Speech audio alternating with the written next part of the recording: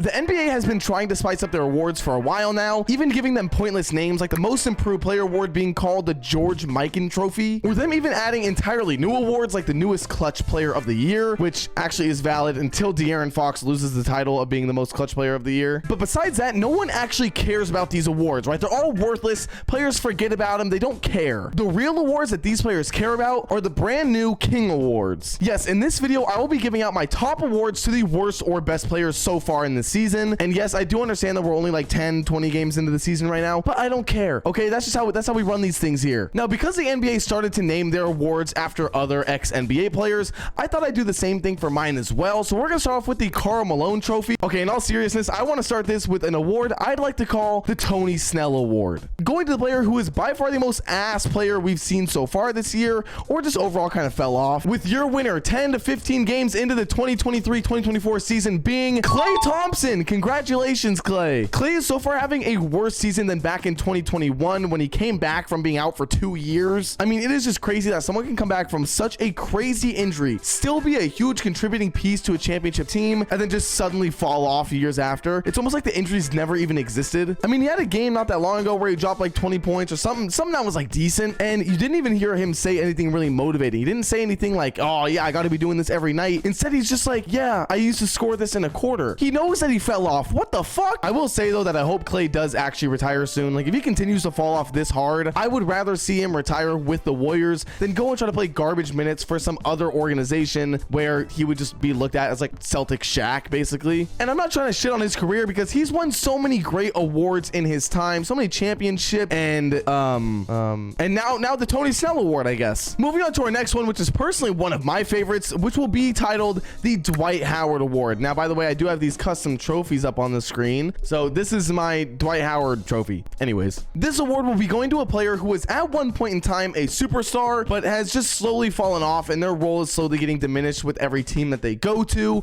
leading them to not really understand the fact that they're falling off and struggling to adapt to that new role. If it wasn't cleared up by that description, the winner of the 2023-2024 Dwight Howard Award is James Harden. I understand that James Harden is still trying to adapt to his new environment, right? He's still very new to this team and this entire situation happening in LA. He didn't get to go to training camp, all this bullshit excuse that he comes up with, but none of that can take away from the fact that his performances have been ass. Once again, not saying that he never did have any good ones, but they're not good and it's not consistent, and he just seemed to be, you know, a struggle for this team. He led the team to a 6, I think, game losing streak. Also, he kind of took Russell Westbrook's spot on this roster, which makes me a little bit sad because I feel like Russell was embracing this type of role of being a veteran bench player more than James Harden could or is taking that role. Now, if you're watching this after the Clippers beat the Mavericks, don't let that game fool you into thinking that he still doesn't deserve the Dwight Howard Award, because he did not help the Clippers with that win as much as he could have. This next award is by far the one I have the most hatred for, with this award being called the Joel Embiid Award. With this one going to the biggest free throw merchant, flopping, crybaby ass loser in the league. And unsurprisingly, the winner of the Joel Embiid Award this year is actually Joel Embiid himself. Yes, he has his own trophy named after him because no one is so fucking annoying when it comes to playing basketball. Now listen, I understand that he's averaging insane numbers right now. The 76ers are doing good. That's all great. I'm happy for the 76ers. I'm happy for Joel Embiid having a good season. But besides the fact that he gets all of his points through free throws,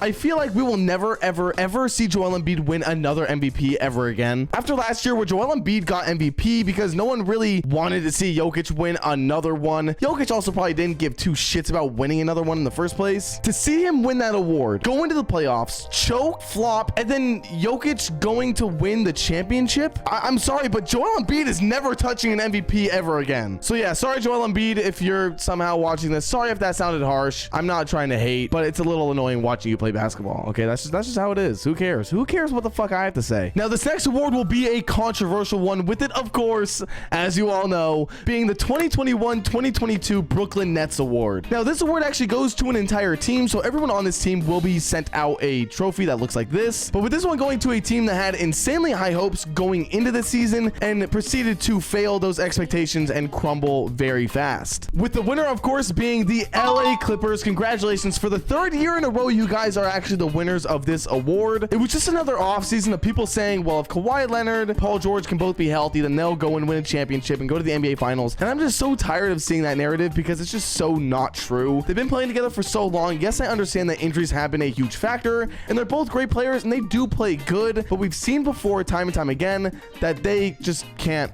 make it far enough, right? You have to at some point say, you know what, we've tried our best, we've gone really far, right? Conference finals, that's nothing to be ashamed about. That's not to say it's a terrible rebuild to go to that point, but you have to understand that players are getting older. You're bringing on James Harden, who isn't helping you. Russell Westbrook is old as fuck. It's overall not looking good for the entire team. They're getting older, not younger, and who knows, maybe have a couple years left. I talked about the Clippers in another video recently just because I felt like they should rebuild. They won't because they're building a new arena and they have to obviously sell those tickets. But I feel like this year the scapegoat's really just going to be James Harden or Russell Westbrook. That's just always how it is. They always have someone to blame it on. Injuries, coaches, like whoever it is. I do want to say as well, the honorary winner of this award is the Memphis Grizzlies. I just felt wrong kind of giving them the award even though Ja Morant hasn't played yet, but I don't think Ja can even pick up this team right now. This team is so ass. I don't think Ja Morant can even pick them up. So for now, that is all the awards I really have to give. Thank you for tuning into the first ever King Awards. Be sure to subscribe because I might be bored after another 20 games into the season and make another one of these. I don't know. Also, click the video up on the screen if you have nothing else to watch, and I'll see you guys all in the next one. Later.